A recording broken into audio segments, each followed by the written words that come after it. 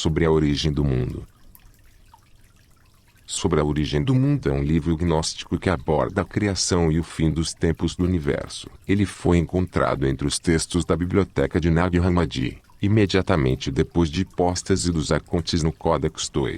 Há muitos paralelos entre os dois textos, sendo que neste o autor recria toda a história do Gênesis e coloca Yaldabaoth como o criador do mundo, fazendo um papel de Deus no Gênesis. Além disso, a serpente no Jardim do Éden é substituída pela águia, que é retratada como uma heroína enviada por Sofia para guiar a humanidade até a iluminação. Vendo que todos, deuses do mundo e humanidade, dizem que nada existia antes do caos, eu, ao contrário deles, irei demonstrar que eles estão todos enganados, porque eles não estão cientes da origem do caos, nem mesmo sobre suas próprias raízes. Aqui está a demonstração que conveniente é para todos os homens, a respeito do caos, dizer que ele é escuridão. Mas na realidade, ele é apenas uma sombra, que foi chamada por eles de escuridão. E a sombra é resultado de uma transgressão que ocorreu no início. Nós sabemos também que esta transgressão ocorreu antes do caos surgir, e que o caos é, portanto, uma consequência dela. Vamos então nos preocupar com os fatos do assunto. E ademais, com a transgressão da qual o caos é originário. E desta maneira a verdade será nitidamente demonstrada. Após a estrutura natural dos seres imortais ser completamente desenvolvida através do infinito, uma imagem chamada Sofia, sabedoria, emanou de Pistis, fé, porque ela tinha vontade de criar um reino, semelhante aos reinos da luz preexistente. Então imediatamente o desejo dela se manifestou, tomando a forma do firmamento, e tendo uma proporção inimaginável, e situa-se entre os imortais e os seres que vieram a existir depois deles, segundo o padrão das coisas superiores. Ela, Sofia, atua como um véu, separando os reinos eternos acima, dos reinos que foram criados abaixo. O reino eterno na verdade não tem sombra dentro dele, pois a luz ilimitada é onipresente. Já o reino inferior é a sombra do reino superior, que foi denominada escuridão. Dentro dele apareceria uma força, para governar sobre a escuridão. E as forças que vieram em seguida chamaram a sombra de o caos infinito. Daí brotaram todas as divindades, que deram sequência à criação do universo deles inteiro. Foi no abismo do caos que o imenso oceano cósmico apareceu. Portanto, o reino inferior é proveniente da Pistis, a quem eu mencionei anteriormente. E aconteceu da seguinte forma. A sombra percebeu que existia algo mais forte do que ela e ficou rancorosa, e quando ela engravidou do seu próprio sentimento, repentinamente ela pariu Nebro, o demônio da ira. Desde então o princípio da ira começou a existir entre todos os céus do caos e seus mundos. Agora, sobre Nebro, descobriu-se se tratar de um aborto e sem nenhum espírito. Ele nasceu de uma nebulosa no vasto oceano cósmico e, ao ser engendrado, partiu para os confins do caos. Então a imensidão do abismo foi conhecida, pois ele desapareceu nadando nas águas escuras. Ademais, da mesma maneira que a secundina é rejeitada após uma mulher dar à luz um bebê, a nuvem ao parir expeliu matéria, que se dispersou. E esta matéria submergiu e permaneceu ocupando a parte mais baixa do caos. Depois disto tudo, Pistis veio e desceu sobre a matéria do caos, que tinha sido expelida como um feto abortado, já que não havia espírito nela, porque todo o universo era escuridão ilimitada e água sem fundo. Agora Pistis viu o que resultou de seu erro, e ela se perturbou, e a perturbação manifestou-se como um vulto temível que avançou contra ela no caos. Ela deparou-se com aquilo e assoprou em sua face, no abismo que está abaixo de todos os céus. E quando Pistis Sofia desejou que a coisa sem espírito tomasse forma e governasse sobre a matéria e todas suas forças, apareceu pela primeira vez um regente, através das águas, com o corpo de uma serpente e fisionomia de um leão, andrógeno, possuindo grande autoridade em si, e ignorante de sua origem. Quando Pistis Sofia viu ele se movimentando na profundeza das águas, ela lhe disse: criança, passe para cá, cujo equivalente é Yaldabaoth. Desde então, surgiu o princípio da expressão verbal, que mais tarde alcançou os deuses e os anjos e a humanidade. E o que apareceu como resultado da expressão verbal, os deuses e os anjos e a humanidade consolidaram. Agora, sobre o regente Yaldabaoth, ele é ignorante da força de Pistis, ele não viu o rosto dela, Ele viu na água o reflexo que falou com ele. E por causa daquela voz ele se chamou Yaldabaoth. Mas Ariel é como os perfeitos o chamam, porque ele é como um leão. Agora, quando ele obteve autoridade sobre a matéria, Pistis Sofia subiu de volta à sua luz. Quando o regente viu seu tamanho, e ele viu apenas a si próprio, ele não viu mais nada, exceto água e escuridão. Então ele supôs que era apenas ele que existia. Sua mente surgiu e se materializou. Ela apareceu como uma força movendo-se de um lado para outro nas águas. E quando aquela força apareceu, o regente separou as águas do oceano primordial. E a parte seca foi dividida em outras regiões. Da matéria mais refinada ele criou uma residência, e ele chamou de céu. E da matéria grosseira o regente fez um estrado para apoiar os pés, e ele chamou de terra. Em seguida, o regente teve uma ideia, condizente com a sua natureza, e por meio de expressão verbal ele criou um filho andrógeno. Ele abriu a boca e gritou para ele. Quando seus olhos se abriram, ele olhou para seu pai e ele disse, Ei. Então o pai dele o chamou de Eiel, Ial. Em seguida ele criou o segundo filho e gritou para ele. Ao abrir os olhos ele disse para seu pai, O pai dele o chamou de Eluaio. Em seguida, ele criou o terceiro filho e gritou para ele. Ele abriu os olhos e disse para seu pai Asques. O pai dele o chamou de Astapaios. Estes são os 3 filhos e o pai deles. 7.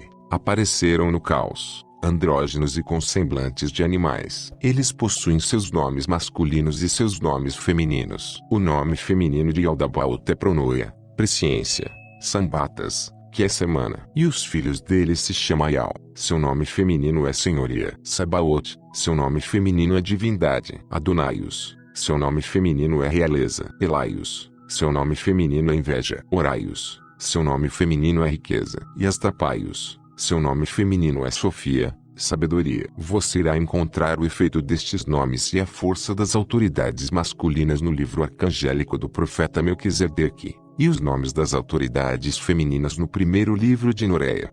Agora, quando o regente-chefe Yaldabaoth ganhou poder para operar e reger o universo, ele associou-se ao Nebro, que foi gerado com ele, e juntos eles produziram as 12 principais autoridades da escuridão. E cada uma delas recebeu uma parte dos céus para reinar. Em seguida as autoridades geraram seus poderes, e os poderes criaram para si uma multidão de anjos. O registro destes assuntos você irá encontrar de maneira detalhada em Configurações e Destino do Universo regido pelos 12 arcontes. E eles foram estabelecidos do primeiro céu para cima até o sexto céu, ou seja, o céu da Sofia. O primeiro céu e sua terra foram destruídos pelo selvagem que estava abaixo deles todos. E os 6 céus estremeceram violentamente, porque as forças do caos não souberam quem havia destruído o céu que estava abaixo deles. E quando Pistis soube que o dano havia sido causado por Nebro, ela enviou seu suspiro e o prendeu, e o jogou abaixo dentro do Tártaro. Desde então, o primeiro céu, junto com sua terra, se consolidou através de Sofia, a filha de Yaldabaoth, ela que está abaixo deles todos. Agora quando os seus haviam se consolidado junto com suas forças e toda a administração deles, o regente-chefe ficou insolente. E ele era venerado por todos os poderes do universo. E os arcontes e seus anjos davam bênçãos e honras a ele. E por causa disso ele ficava vaidoso e constantemente se gabava, dizendo a eles, Eu que criei vocês. Ele disse, Eu que sou Deus, e não existe nenhum outro além de mim. E quando ele disse isso, ele ofendeu todos os seres imortais dos reinos eternos, que contestaram, e eles o acusaram. Então quando Pistis viu a impiedade do regente-chefe, ela se encheu de raiva. Ela estava invisível. Ela disse, Você está enganado, Samael, ou seja, Deus cego. Há um homem imortal de luz que existe antes de ti, e que irá aparecer entre as tuas criações. Ele irá pisoteá-lo com o mesmo desprezo que o barro de oleiro é socado. E você irá descer até tua mãe, o abismo, junto com aqueles que pertencem a ti, para que no término dos teus trabalhos, toda a deficiência, que se tornará evidente através da verdade, seja desfeita, e então deixará de existir, e será como se nunca tivesse existido. Dizendo isto, Pistis revelou o tamanho da sua grandeza nas águas. E feito assim, ela subiu de volta até a sua luz. Agora quando Sabaoth, o filho de Yaldabaoth, escutou a voz de Pistis, ele aplaudiu, e ele condenou o pai e a mãe dele, por causa das palavras de Pistis, e ele a saudou porque ela já os tinha informado sobre o homem imortal e a luz dele. Então Pistis Sofia esticou seu dedo e derramou sobre Sabaoth um pouco da luz dela, para que fosse uma condenação ao pai dele. Quando Sabaoth estava iluminado, ele recebeu grande autoridade contra todas as forças do caos. Desde então ele foi chamado de Senhor das Forças. Ele passou a odiar seu pai, a escuridão, e sua mãe, o abismo, e abominou sua irmã, o pensamento do regente-chefe, que se movia de um lado para outro nas águas. E por conta da luz dele, todas as autoridades do caos o invejaram. E quando elas se enfureceram, elas fizeram uma grande guerra nos 6 céus. Então quando Pistis Sofia viu a guerra, ela enviou de sua luz 7 arcanjos para Sabaoth. Eles o resgataram para o 7º céu. Eles ficaram diante dele como atendentes. Além disso, ela o enviou 3 arcanjos, e estabeleceu o reino para ele acima de todos, para que ele pudesse habitar acima das 12 autoridades do caos. Quando Sabaoth havia recebido seu lugar de repouso em recompensa por seu arrependimento, Pistis também deu a ele sua filha Zoe, vida, junto com grande autoridade, para que ela pudesse instruí-lo sobre todas as coisas que existem no 8º céu. E como ele possui grande autoridade, ele primeiramente criou para si próprio uma mansão. Ela é enorme, magnífica, 7 vezes maior do que todas aquelas que existem nos 6 céus. Diante de sua mansão ele criou um trono, que é gigantesco, e estabeleceu suas próprias forças no universo, em prol da justiça, do conhecimento e da ordem, para se oporem às forças da maldade e da ignorância do pai dele. Ele organizou tudo conforme o modelo dos grandes reinos superiores, criando impérios celestiais grandiosos, 7 vezes excelentes, reis e tronos, ministros, mansões, templos, embarcações e espíritos virgens, além de deuses poderosos que formariam civilizações gloriosas em inúmeros mundos do caos. E cada éon dele tem isso em seus céus, exércitos fortes de deuses e senhores e anjos e arcanjos, quantidades inumeráveis, para que eles possam reinar. O registro destes assuntos você irá encontrar de maneira detalhada no primeiro relato de Noreia. Agora, junto aos 7 arcanjos que o atendem, ele se tornou o 8º arcanjo, e possui autoridade máxima. Todos os aeons sobre os quais as forças dele governavam somavam-se 72. E ele criou também os anjos em forma de serpente naja chamados Uraels, que são a insígnia de seu poder. Depois disso ele criou uma congregação de anjos, milhares e inumeráveis, incontáveis, que parece com a congregação do 8º céu, e um primogênito chamado Osíris, que é o olho da justiça. Seu outro nome é Jesus Cristo, e ele lembra o Salvador que fica acima no 8º céu. Ele senta à direita de Sabaoth em um trono reverenciado. À esquerda senta a Virgem do Espírito Santo, Zoe, em um trono e o glorificando. E 7 virgens ficam diante dela, enquanto outras 30, possuindo harpas, saltérios e trombetas em suas mãos, o glorificam. E todos os exércitos dos anjos o glorificando, eles o abençoam. Mas onde ele se senta é num trono de luz dentro de uma grande nuvem que o cobre. E inicialmente não havia mais ninguém com ele na nuvem além de Sofia, a filha de Pistis, o instruindo sobre todas as coisas que existem no 8º céu, para que a aparência daquelas coisas pudesse ser criada, com a intenção de que seu reino possa resistir até o fim dos seus do caos e suas forças. Assim Pistis Sofia o separou da escuridão e o convidou para a direita dela, e o regente-chefe ela colocou à esquerda dela. Desde então, a direita tem sido chamada de justiça ou bondade, e a esquerda chamada de injustiça ou maldade. Devido a isto, eles todos receberam um reino nos céus da justiça, e a injustiça rege sobre todas as suas criações. Portanto, quando o regente-chefe viu seu filho Sabaoth e a glória em que ele estava, e percebeu que ele era a maior de todas as autoridades do caos, ele o invejou. E tendo ficado raivoso, ele gerou morte através de sua dor. E a morte foi estabelecida a partir do 6º céu para baixo, pois Sabaoth havia sido arrebatado de lá. E então o número das 6 autoridades do caos foi alcançado. A morte então, sendo andrógina, combinou-se com sua própria natureza e deu à luz 7 filhos andrógenos. Estes são os nomes dos machos: inveja, ira, lágrimas, pesar, sofrimento, lamentação, choro amargo. E estes são os nomes das fêmeas: ira, dor, luxúria, pesar, praga, amargura, implicância. Eles tiveram relações sexuais uns com os outros, e cada um gerou 7, Por isso eles totalizam 49 demônios andrógenos. Os nomes deles e seus efeitos você irá encontrar no livro de Salomé. E na presença destes, Zoe, que estava com Sabaote, criou 7 forças andrógenas boas. Estes são os nomes dos machos: o admirador, o abençoado, o jovial, o sincero, o disposto, o amado, o fiel. Também, a respeito das fêmeas, estes são seus nomes: paz, alegria, júbilo, ventura, verdade, amor, fé. E destes surgiram muitos espíritos bons e inocentes. E eles nasceram andrógenos, característica do padrão imortal em existência antes deles, de acordo com o desejo de Pistis, para que a aparência daquilo que existe desde o início possa reinar até o fim.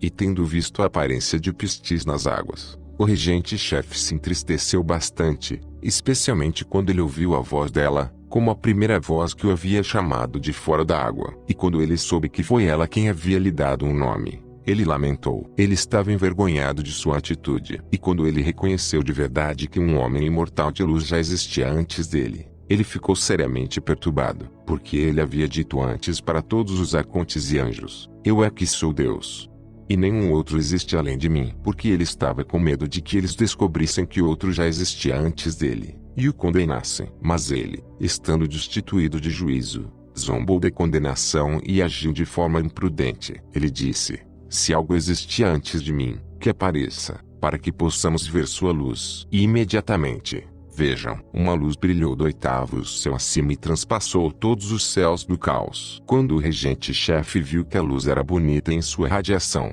ele ficou impressionado, e ele estava imensamente envergonhado. Assim que a luz surgiu, um semblante humano mostrou-se dentro dela, muito maravilhoso. E ninguém a viu exceto o regente-chefe e Pronoia, que estava com ele. Mesmo assim a luz apareceu para todas as forças dos céus. Por conta disto eles todos se agitaram. Então quando Pronoia viu aquele mensageiro, ela se apaixonou por ele. Mas ele a odiou porque ela estava na escuridão. Mas ela desejava abraçá-lo, e ela era incapaz. Quando ela não pôde satisfazer seu amor, ela derramou sua luz sobre o universo. Desde então, aquele mensageiro tem sido chamado de Adão de Luz, cuja interpretação é o homem luminoso de sangue. E o solo fecundado por aquela luz foi chamado de Adama Sagrado, cujo significado é a terra sagrada de Adamantino. Desde então, todas as autoridades têm venerado o sangue virgem, e o universo foi purificado pelo sangue virgem. Mas especialmente o oceano cósmico foi purificado através da imagem de Pistis Sofia,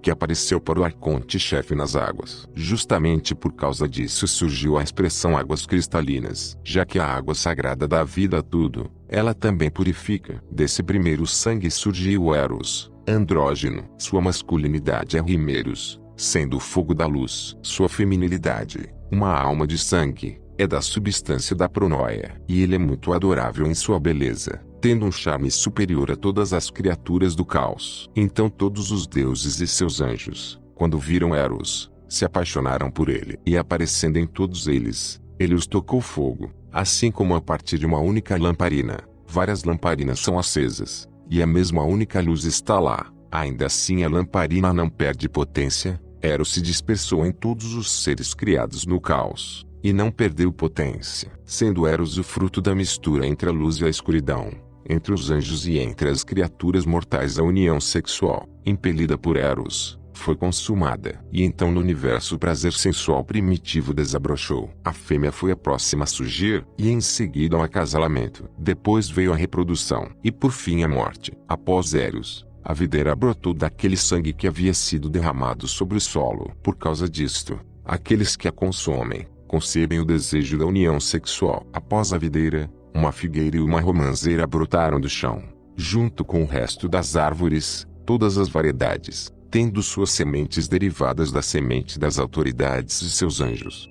Então a justiça criou o paraíso, sendo bonito e estando fora da órbita da lua e da órbita do sol, a leste, entre as ilhas, na terra da exuberância. E o desejo está no meio das árvores bonitas e apetitosas. E a árvore da vida eterna, como foi revelado pela vontade de Deus, fica ao norte do paraíso, para que ela possa tornar eternas as almas dos santos, que virão das formas modeladas da pobreza no fim dos tempos. Agora a cor da árvore da vida é como o sol, e seus galhos são bonitos. Suas folhas são como o cipreste. Sua fruta é como um punhado de uvas brancas. Sua altura vai até o céu, e próximo dela está a árvore da sabedoria. Gnose, tendo a força de Deus. Sua glória é como a lua quando está completamente radiante, e seus galhos são bonitos. Suas folhas são como as folhas da figueira. Sua fruta é como uma tâmara boa e saborosa. E esta árvore está ao norte do paraíso, para que ela possa despertar as almas do entorpecimento dos demônios, para que elas se aproximem da árvore da vida e comam seu fruto,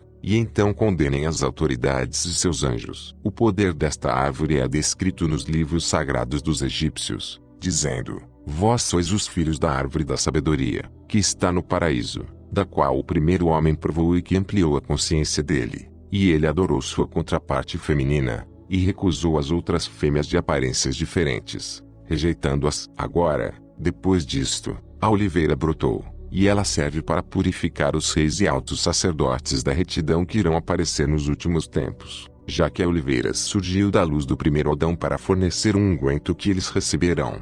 E a primeira alma, a psique, amou Eros, que estava com ela, e derramou o sangue dela sobre ele e sobre o solo. E desse sangue a primeira rosa brotou do chão, do arbusto de espinhos, sendo uma fonte de alegria e de luz que nasce do arbusto. Após isto, as flores belas e de aromas agradáveis brotaram do solo, diferentes tipos, de cada uma das filhas virgens da Pronóia. E elas, quando se apaixonaram por Eros, derramaram seu sangue sobre ele e sobre o solo. Em seguida, todas as plantas brotaram do chão, diferentes tipos, contendo a semente das autoridades e seus anjos. Depois as autoridades criaram fora das águas todos os tipos de animais, répteis e pássaros, diferentes variedades, contendo a semente das autoridades e seus anjos.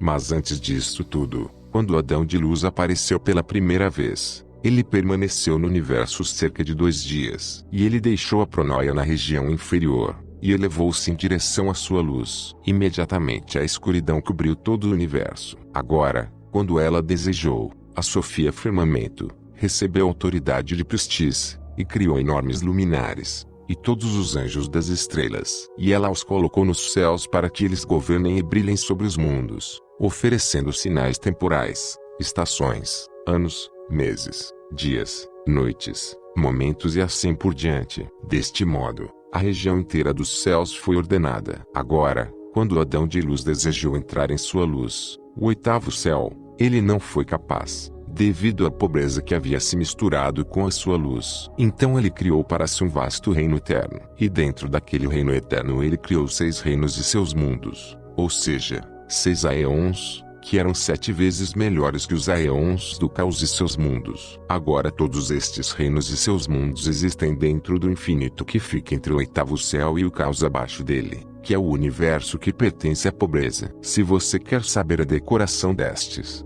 você irá encontrar escrito em o 7º céu do profeta Iralias. E antes do Adão de luz se elevar do caos, as autoridades o viram e riram do regente-chefe, porque ele havia mentido quando disse: Eu que sou Deus, e não existe nenhum outro além de mim. Quando eles foram até ele, eles disseram: Não é este Deus que arruinou o nosso trabalho? Ele respondeu e disse: Sim. Se vocês não querem que ele seja capaz de arruinar o nosso trabalho de novo, vamos criar um homem através da terra, de acordo com a imagem do nosso corpo e com o semblante deste ser, para nos servir, para que quando este Deus vir a sua aparência na nossa obra, ele se sinta atraído e venha habitar nela. E assim nós o capturaremos. Ele não arruinará mais o nosso trabalho. De fato, nós faremos nossos escravos aqueles que nascerem da luz por toda a duração do nosso universo. Agora tudo isto aconteceu de acordo com a antecipação de Pistis, para que a humanidade deles surgisse com este semblante e condenasse eles por conta de suas formas modeladas. E suas formas modeladas se tornaram invólucros da luz. Então as autoridades receberam o conhecimento necessário para criarem o homem. Sofia Zoe, aquela que está com Sabaoth, os antecipou. Ela riu da intenção deles, porque eles são cegos e ignorantes. Eles vão criar um ser que irá detestá-los. Mas eles não compreendiam o que estavam prestes a fazer. O motivo dela os antecipar, e criar sua própria raça antes,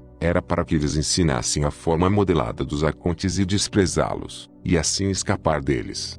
A produção da linhagem dela se deu da seguinte maneira. Quando Sofia deixou cair uma gota de luz, ela escorreu para o oceano, e imediatamente o ser humano andrógeno apareceu. Aquela gota ela modelou primeiro com um corpo feminino. Em seguida ela o modelou com o semblante da mãe dela, que havia aparecido para o arconte-chefe. E Sabaoto concluiu em 12 meses. Um ser humano andrógeno havia sido produzido, que os gregos chamam de hermafrodito, e cuja mãe os egípcios chamam de Eva de vida, Zoe, ou seja, a mulher da árvore da vida. Além disso, o animal dela é a criatura majestosa, a águia. Depois, as autoridades falaram que foi a serpente que iludiu eles, para enganarem suas criaturas modeladas. Mas ao invés de ser a serpente, a águia que é o instrutor, porque esta é verdadeiramente a mais sábia e nobre de todas as criaturas. Eva é a primeira virgem, aquela que mesmo sem marido pariu sua descendência. Ela quem foi sua própria parteira. Por isto ela é conhecida por ter dito: eu que sou parte da minha mãe, e eu que sou a mãe, eu que sou a esposa, eu que sou a virgem, eu que estou grávida, eu que sou a parteira, eu que amenizo dores do parto, meu marido o que me produziu, e eu que sou a mãe dele, ele que é meu pai e meu senhor, ele que é a minha força, o que ele deseja, ele fala com fundamento. Eu não copulei, no entanto eu gerei uma linhagem que é soberana. Então, pela vontade de Sabaote e seu Cristo, estas coisas foram reveladas para as almas da raça dele, que iriam entrar nas formas modeladas por suas autoridades. E, a respeito delas, a voz sagrada disse: se multipliquem e aperfeiçoem, sejam como deuses sobre todas as criaturas. E eles é que foram capturados, de acordo com seus destinos, pelo regente-chefe. E então eles foram aprisionados dentro das formas modeladas até o fim dos tempos. E naquele momento, o regente-chefe fez uma determinação a respeito da humanidade para aqueles que estavam com ele. Então cada um deles despejou seu esperma no centro do umbigo da terra. Desde então,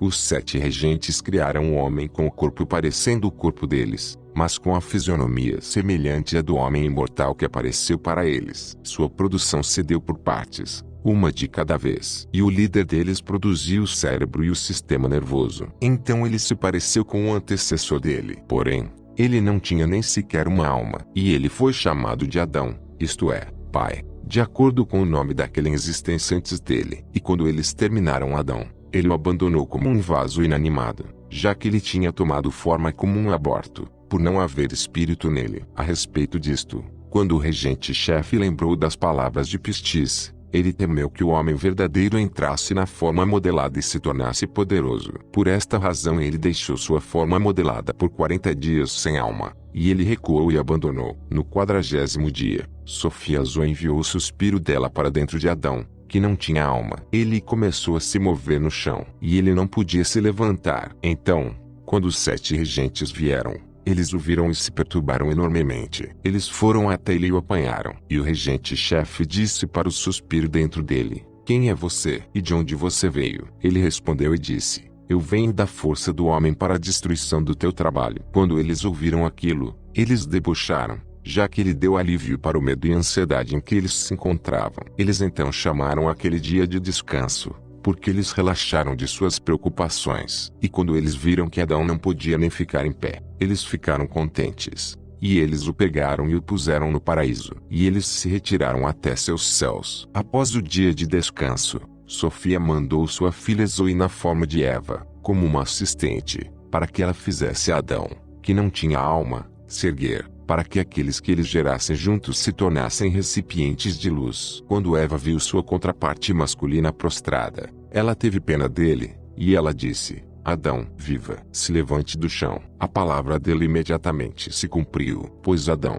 tendo se levantado, repentinamente abriu seus olhos. Quando ele a viu, ele disse: você será chamada mãe dos vivos, pois foi você quem me deu vida. Então as autoridades foram informadas que sua forma modelada estava viva e havia se levantado, e eles ficaram muito perturbados. Eles mandaram 7 anjos para verificarem o que havia acontecido. Eles vieram até Adão. Quando eles viram Eva conversando com ele, eles disseram uns para os outros: que tipo de coisa é esta mulher luminosa? Pois ela lembra aquele semblante que surgiu para nós na luz. Agora venham. Vamos tomá-la e despejar nossa semente dentro dela, para que quando ela ficar suja ela não possa subir até a luz dela. Na verdade, aqueles que ela gerar estarão sob nosso controle. Mas não vamos contar para Adão, porque ele não é de nós. Vamos colocá-lo em sono profundo, e vamos informá-lo em seu sono que ela veio de sua costela, para que a esposa dele possa obedecer, e ele possa ser senhor sobre ela. Então Eva,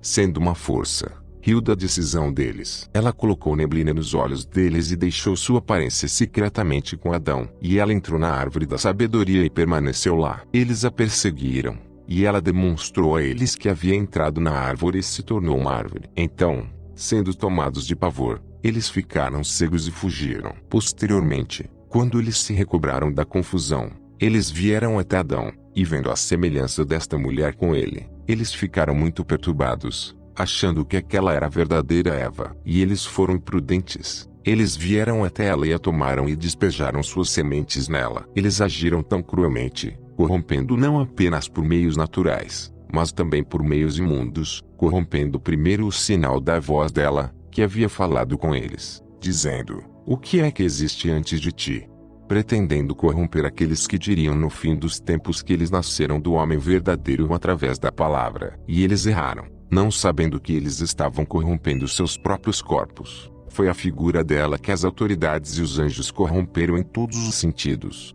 Primeiro ela engravidou de Caim, pelo primeiro regente, e pelas 7 autoridades e seus anjos é que ela teve seus outros filhos. E isto tudo ocorreu de acordo com a premeditação do regente-chefe, para que a primeira mãe carregasse dentro dela todas as sementes, estando misturada e adaptada ao destino do universo e suas configurações, e também a justiça. Um plano perverso foi elaborado a respeito de Eva, para que as formas modeladas das autoridades da escuridão pudessem se tornar obstáculos para a luz. Mas depois a luz irá julgá-los por suas ações cometidas em suas formas modeladas. O primeiro Adão, o Adão de luz, é dotado de espírito e apareceu no primeiro dia. O segundo Adão é dotado de alma e apareceu no 6º dia, o qual é chamado hermafrodito. O terceiro Adão é uma criatura da terra, ou seja, o homem que está sob a lei, e ele apareceu no 8º dia, após o descanso da pobreza, que é chamado o dia do sol no domingo. E a prole do Adão terreno se tornou numerosa e foi completada,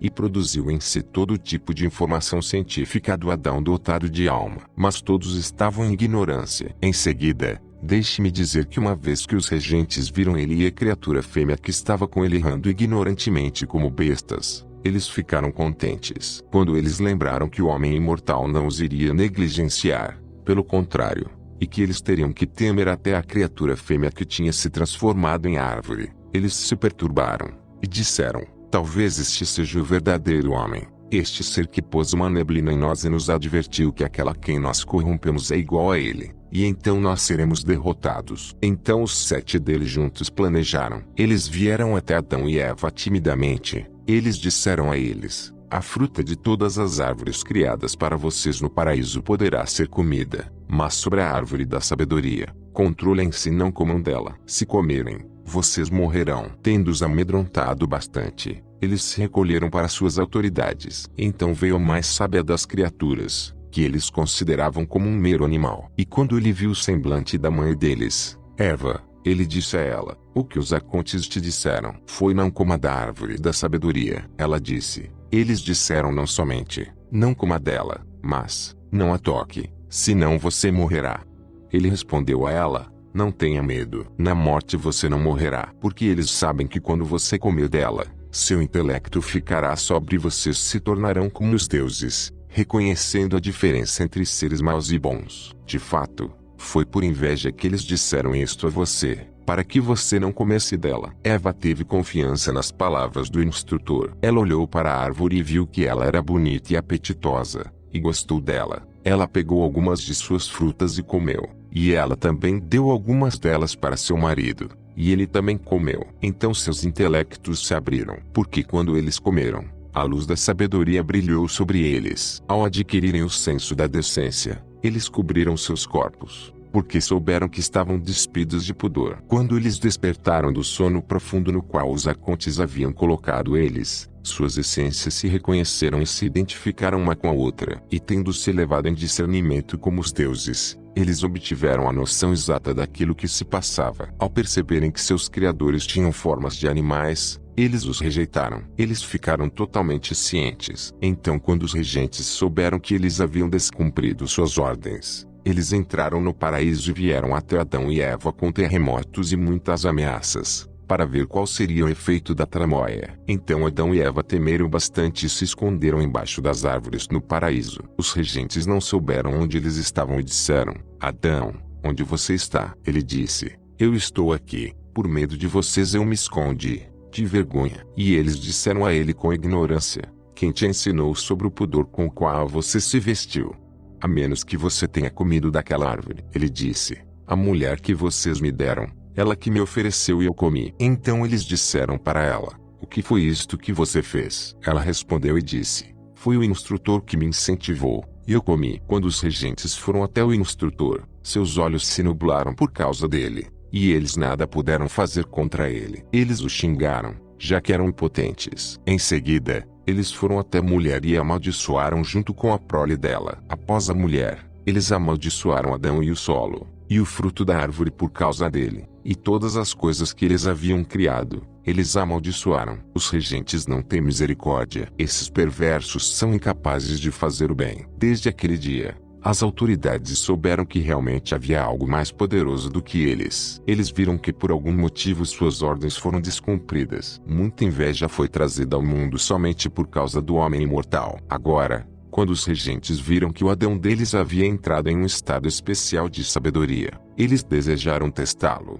E eles reuniram todos os animais domésticos e animais selvagens da terra e os pássaros do céu e os trouxeram para ver como ele iria nomeá-los. Quando ele os viu, ele deu nomes às criaturas. Eles se perturbaram porque Adão havia se recuperado de todas as tramas. Eles se reuniram e planejaram.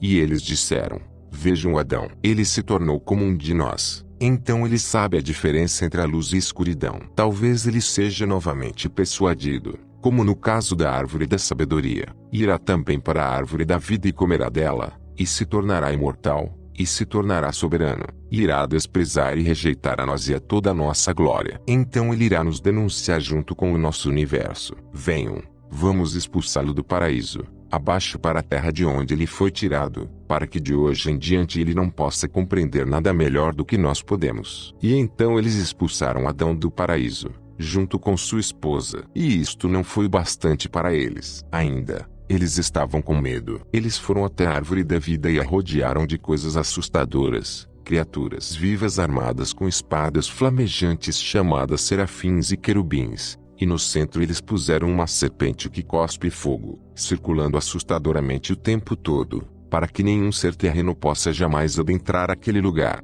Nisto, já que os regentes estavam com inveja de Adão e eles quiseram diminuir a longevidade deles, isto é, de Adão e Eva. No entanto eles não podiam, por causa do destino, que havia sido determinado desde o início, pois para cada pessoa tinha sido distribuído um tempo de vida de 1000 anos, de acordo com o trajeto dos corpos luminosos. Mas embora os regentes não podiam fazer isto, cada um dos malfeitores tirou 10 anos. E todo esse tempo de vida que restou totalizou 930 anos. E estes são em dor e deficiência e distração miserável. E assim a vida havia se tornado, daquele dia até o fim dos tempos. Então quando Sofia Zoe viu que os regentes da escuridão haviam colocado uma maldição sobre os companheiros dela, ela ficou indignada, e partindo do terceiro céu com força total ela expulsou aqueles regentes para fora de seus céus, e os atirou abaixo no mundo depravado, para que eles morassem na forma de demônios sobre a terra. Ademais, desde então ela envia o pássaro do paraíso,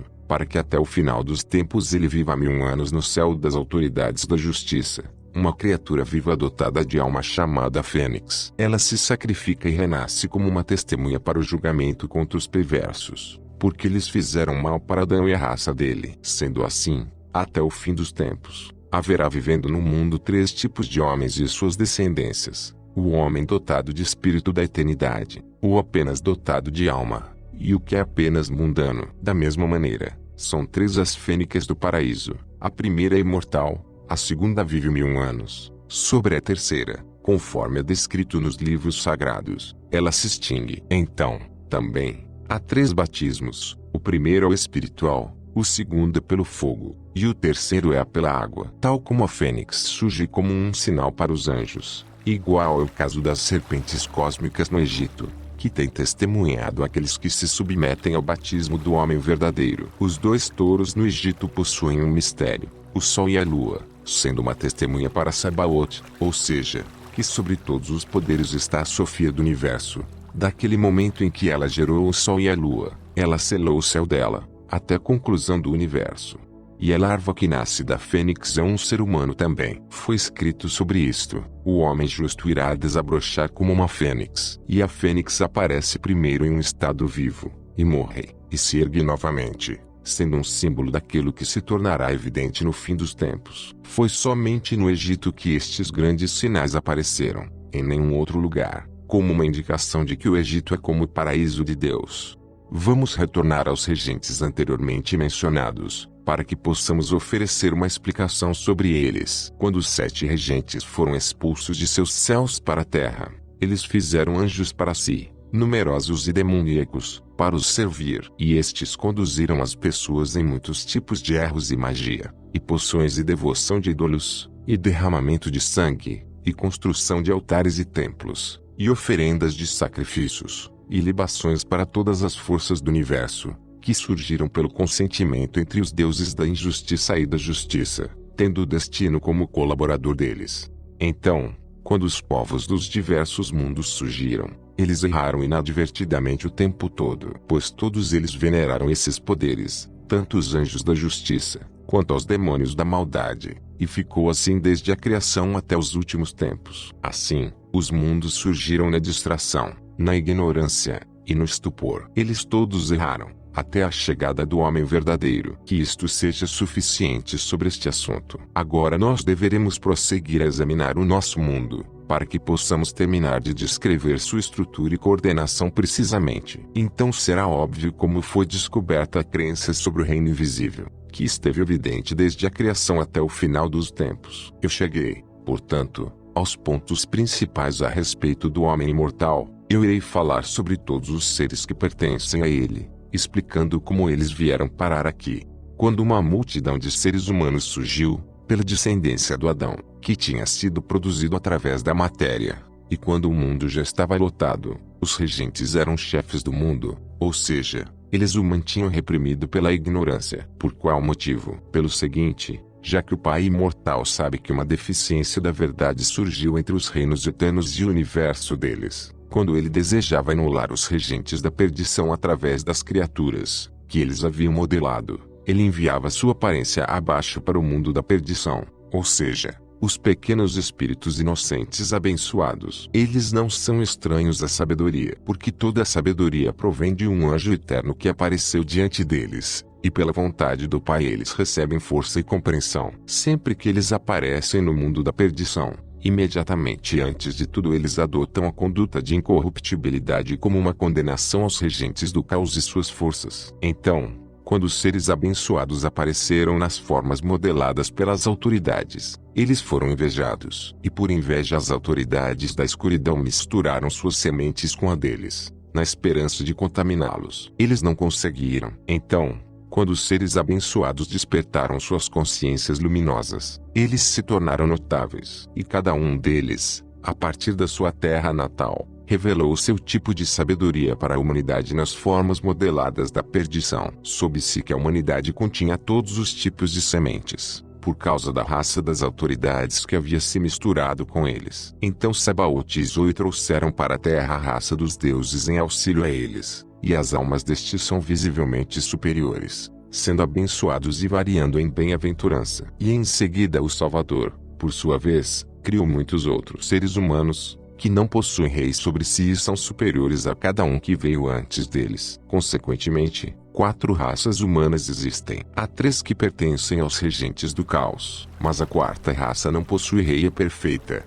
sendo a mais elevada de todas. Pois estes entrarão no ambiente sagrado do Pai deles, e eles terão descanso em repouso eterno, glória indescritível e felicidade infinita. Além disso, eles são iluminadores dentro do domínio mortal, pois eles são imortais. Eles condenarão os regentes do caos e suas forças. Agora, a doutrina que supera todas as outras doutrinas, foi enviada com esta única finalidade, para proclamar aquilo que até então era desconhecido. Como foi dito, não há nada oculto que não será revelado, e o que não se conheceu ainda logo será conhecido. Portanto, estas informações foram enviadas para trazer ao conhecimento aquilo que está escondido, e expor as 7 autoridades do caos e suas maldades, e que por isso elas estão condenadas à morte. Então, quando todos os perfeitos apareceram nas formas modeladas pelos regentes, e quando eles revelaram a verdade incomparável, eles humilharam toda a sabedoria dos deuses. Quando foi descoberto que o destino deles é a destruição,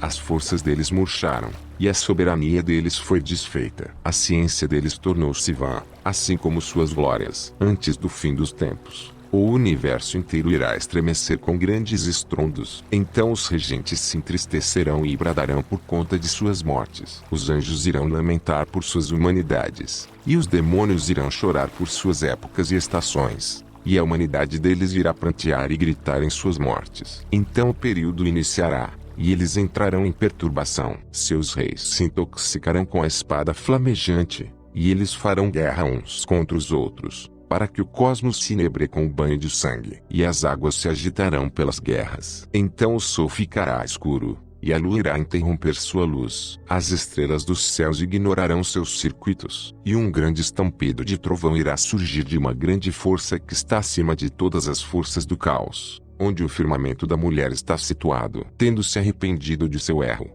ela removerá o fogo sábio da sua compaixão e se vestirá com fúria desmedida. Então ela perseguirá os deuses do caos, os quais ela criou junto com o regente-chefe. Ela irá derrubá-los de seus tronos e atirá-los abaixo dentro do abismo. Eles serão eliminados por conta de suas maldades, porque eles se tornarão como vulcões e consumirão uns aos outros até que pereçam nas mãos do arconte-chefe. Quando ele os destruir, ele virará contra si próprio e se destruirá até que ele deixe de existir. E os seus deles irão cair um sobre o outro e suas forças serão consumidas pelo fogo. Seus reinos e impérios, também, serão derrubados, e o universo deles irá ruir e partir-se ao meio. Suas estrelas em seus postos irão cair sobre a terra, e a terra, não podendo suportá-las, despencará no abismo, e o abismo será aniquilado. A deficiência será arrancada pela raiz e jogada abaixo, dentro da escuridão. A luz então encobrirá a escuridão até eliminá-la. Será como algo que nunca existiu. A origem da escuridão se desintegrará. Então a luz se recolherá até sua raiz, e a glória dos filhos da luz aparecerá,